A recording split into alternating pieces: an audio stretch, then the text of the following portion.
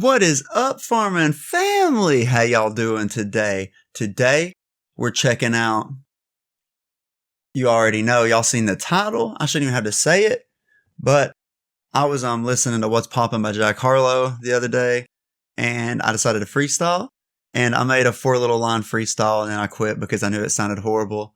It's like, what's poppin'? Are you paddle shopping? You got options. I've been using the Ronbus often.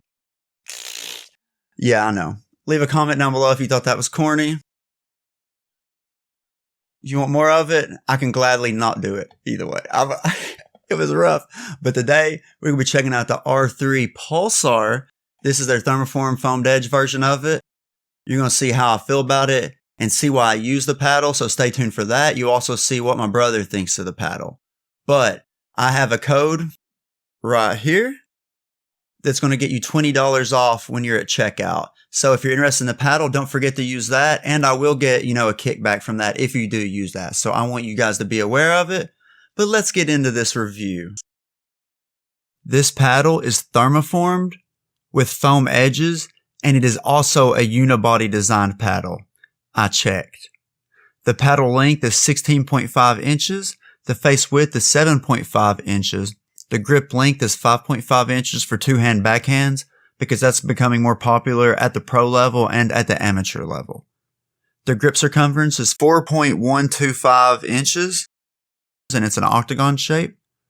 The weight is 8.1 ounces, give or take 0.2 ounces. The face is raw Toray T700 carbon fiber textured. It's a standard paddle shape. The core material is polypropylene honeycomb core. The core thickness is 16 millimeters, and it does have an edge guard. For the power of the R3 Pulsar, I would say that it is pretty soft, honestly. You can get good enough pop to put balls away with. This was probably one of the softer thermoform foamed edge paddles that I've used. My soft game didn't struggle.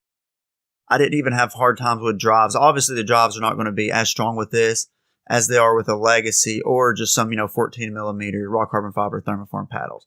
But overall, it was pretty soft for a thermoform foamed edge paddle.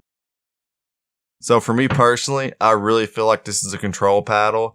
Like, I had great control at the kitchen with some backhand dinks. You can get great top spin on your dinks as well. You don't really have to worry about popping it up too much, and the control on this thing is just super nice. When I was at the kitchen and I was using this, I felt like I had optimal control overall. My top spin dinks were going in. My slices, everything were going perfectly. I was in control. But this is definitely up there in the tier list for top control paddles when it comes to thermoform foamed edge, for sure. All right, when it comes to the spin, I feel like I'm splitting hairs here. So I'm going to literally just group it with the Vatic Pro's, spin capabilities. It could be a little more, it could be a little less. When you're playing and there's, not going to be much of a difference, you're not really going to be able to tell much, with your eyes. The only one I've been able to tell drastically difference was the Legacy Pro original version. But other than that, yeah, you're not going to complain about spin. You're going to get a decent amount of, more than a decent, you're going to get a great amount of spin with this paddle.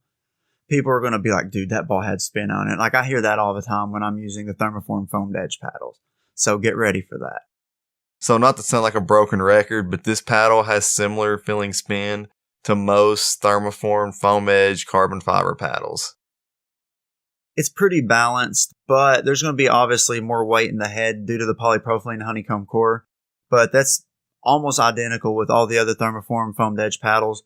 They might be able to get it just slightly a little bit less head heavy or a little more head heavy, but they're generally all going to feel somewhat, the same when it comes to you being at the kitchen.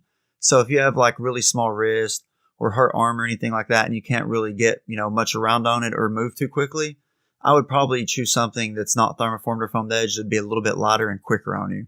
Maybe the R1 or the R3.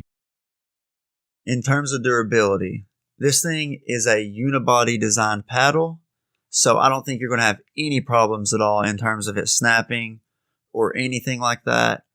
And if by the rare chance that something does happen, the owner is a decent dude. He will, do what he can to fix it, and then probably some. Like, he's that type of owner. There's other owners who aren't that outgoing and, won't reach out instantly and fix problems, but Dong's really good at that. When it comes to customization, I just put a grip on this. I wanted to see how it felt without lead tape. I never actually got around to putting lead tape on it because it felt good enough that I was just like, dude, I'm not even going to weigh it down anymore. But I did add an overgrip to it, so it'd be the thickness, that I wanted it to be. And so it would have the feel that I wanted it to feel like. So for the price of this paddle, I would 100% recommend it. I really feel like you're getting what you pay for it, and they have great customer support. So I would definitely recommend this paddle at the price point. I don't feel like this paddle is overpriced at all. You're paying for what you get. You're getting a unibody thermoform foam edge paddle. You're going to get great customer service.